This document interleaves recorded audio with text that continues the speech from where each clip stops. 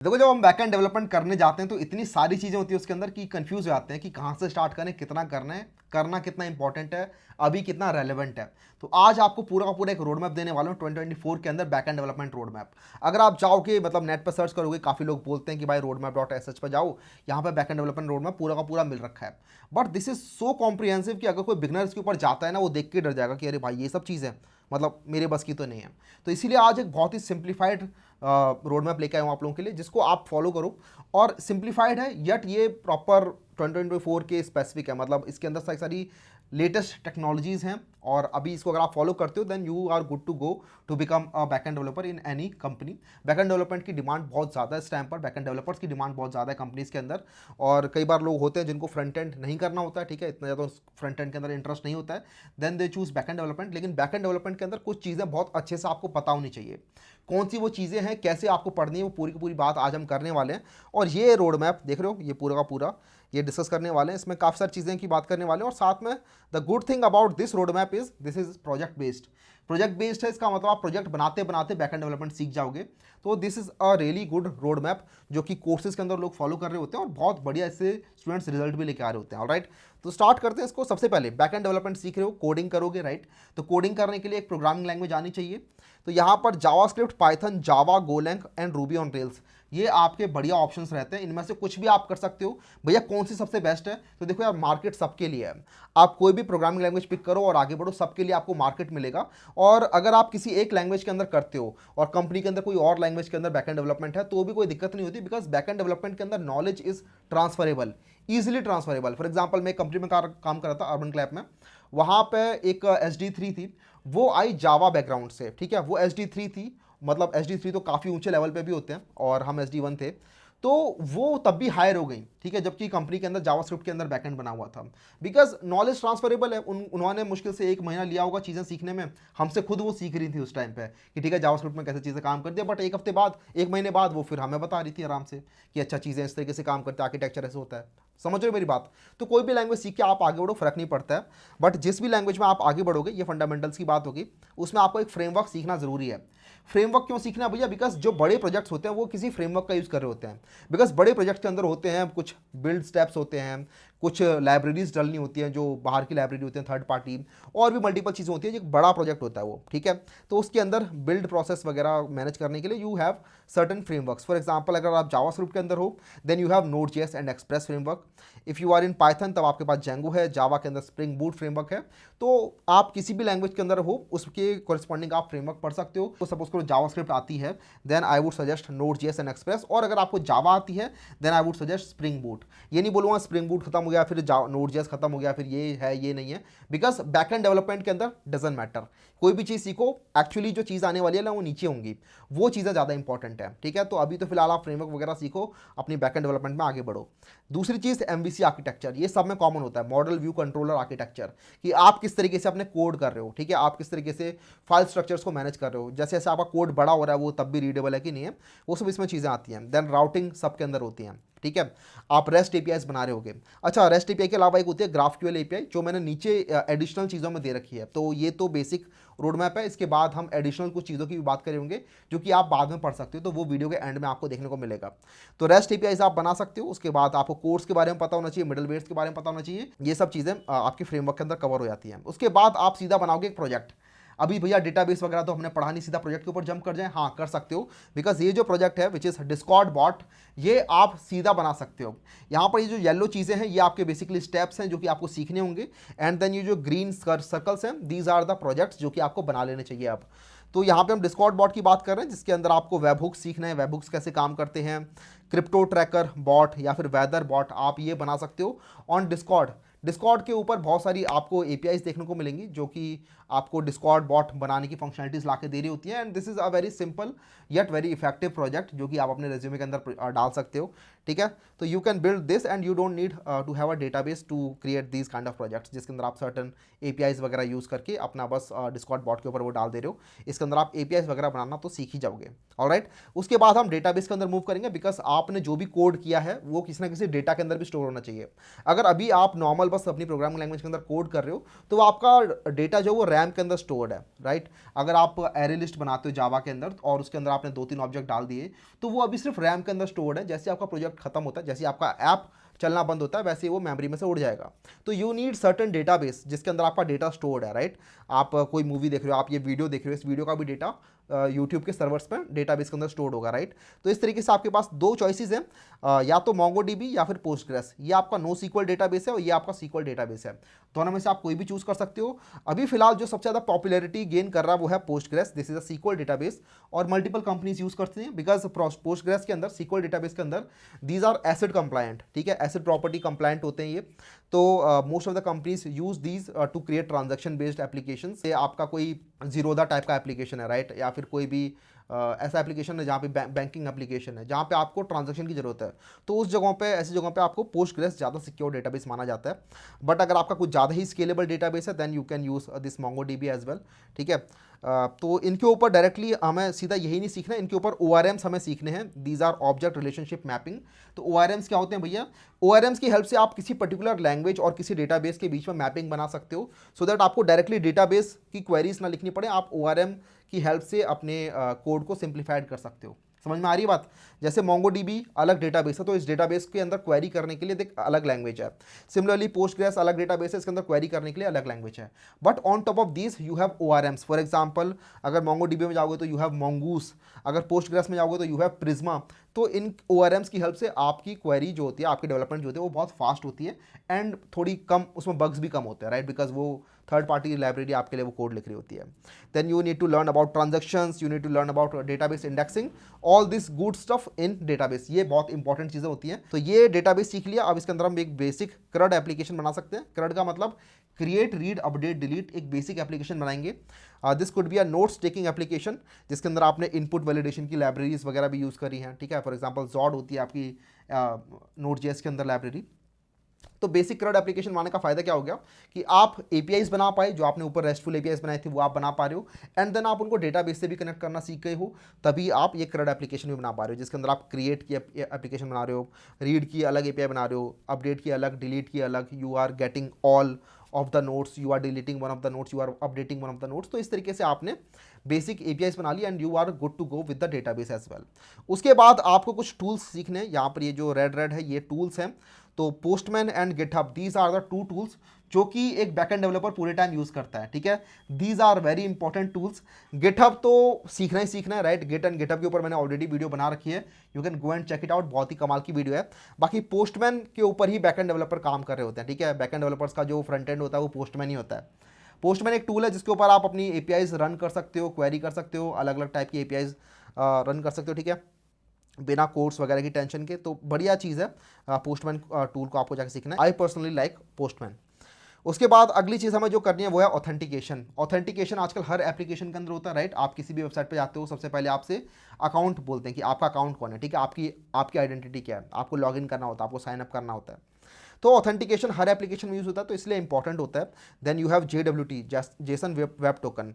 तो authentication can be based on JWT, it can be based on cookie, ठीक है। तो आपको ये ऑथेंटिकेशन कैसे काम करता है, JWT कैसे काम करता है, ये सीखना है।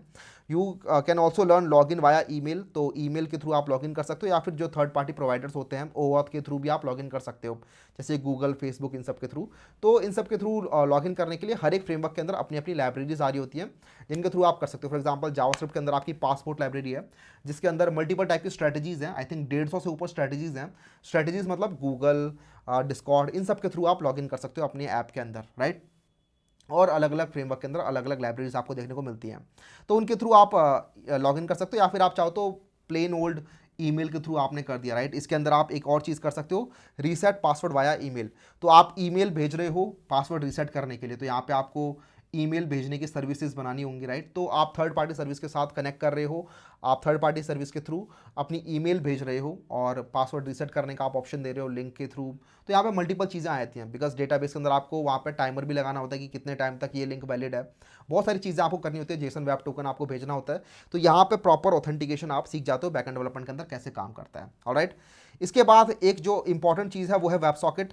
इसको कुछ लोग चाहें तो स्किप भी कर सकते हैं, मतलब लेकिन वेब सॉकेट में बोलूँगा इसके अंदर बहुत कूल एप्लीकेशन बन रहे होते हैं, तो I would definitely recommend you guys to learn about web sockets और इसके अंदर प्रोजेक्ट्स वगैरह बनाना सीखो। बढ़िया कूल प्रोजेक्ट्स बनते हैं इसके अंदर, आपके रियल टाइम एप्लीकेशंस बन सकते हैं इसके अंदर। तो I would definitely recommend you to learn about web sockets. इसके अंदर आपके बेसिकली जो भी आप देखोगे डिस्कॉर्ड पे या फिर जो भी मैसेजिंग सर्विसेज हैं वो सब की सब आपकी वेब सॉकेट यूज़ कर रही होती हैं, जिससे कि आपका real time client to client connection बन सके।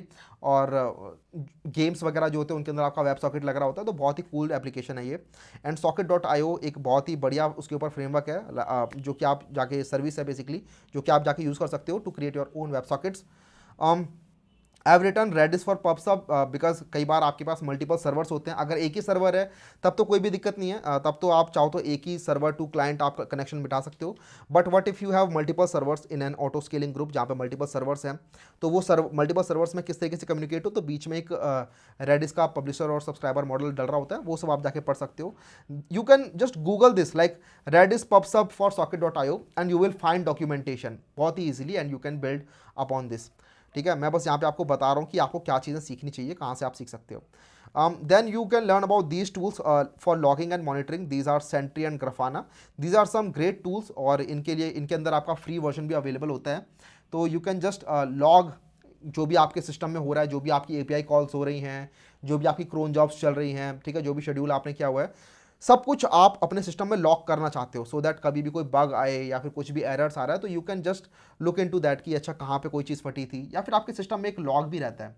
तो लॉगिंग के लिए यू हैव ग्राफाना, मॉनिटरिंग के लिए you have Grafana and Sentry as well. तो you can use these services, और ये बेसिकली थर्ड पार्टी सर्विसेज होती हैं। ऑलराइट, और उसके बाद you can build upon these two projects. एक तो आप चाहो तो रियल टाइम एप्लीकेशंस बना सकते हो। फॉर एग्जांपल कोड शेयर एक वेबसाइट है, वहाँ पे जाके आप अपना कोड शेयर कर सकते हो। जैसे अपनी गूगल डॉक में आपने देखा होगा, गूगल डॉक के अंदर आप कोलैबोरेटिव इन्वायरमेंट के अंदर दो लोग आपस में लिख सकते हैं, राइट। तो similar kind of thing you can also make, ठीक है, बाय यूजिंग वेब सॉकेट्स। तो ये बहुत कमाल की चीज़ है। You can create your WhatsApp clone on back end, you can create your multiple games like tic tac toe, battleship और स्क्रिबल। आप बोलोगे भैया ये तो फुल स्टैक एप्लीकेशन लग रहा है मुझे, तो यार इनका बैकएंड आप एटलीस्ट बना सकते हो। फ्रंट एंड एक बहुत ही बेसिक HTML और जावास्क्रिप्ट हो सकता है। मैं ये नहीं कह रहा कि बहुत ही सुंदर आप बनाओ, लेकिन आजकल वैसे थर्ड पार्टी सर्विसेज अवेलेबल हैं, third party UI components available हैं, जिनकी हेल्प से बहुत जल्दी आपका UI भी बन जाता है। तो it's not that big of a deal. अगर आप इतना चीज़ें सीखते आ रहे हो ना, तो फ्रंट एंड बहुत ज़्यादा मुश्किल हो नहीं जाता है। लेकिन तब भी आप चाहो तो सिर्फ बैक एंड भी इनका बना सकते हो, and you can test it out, alright, with a very simple plain HTML। वो भी बहुत कूल लगता है, टेंशन ना लो। अगर सुंदर नहीं दिख रहा है लेकिन आपका एप्लीकेशन काम करता है, तो भी बहुत कूल चीज़ होती है वो बैकएंड के अंदर। और you can go into this direction and create your payment gateways, मतलब using your payment gateways you can create these applications like ecommerce application, और you can build your own SaaS application.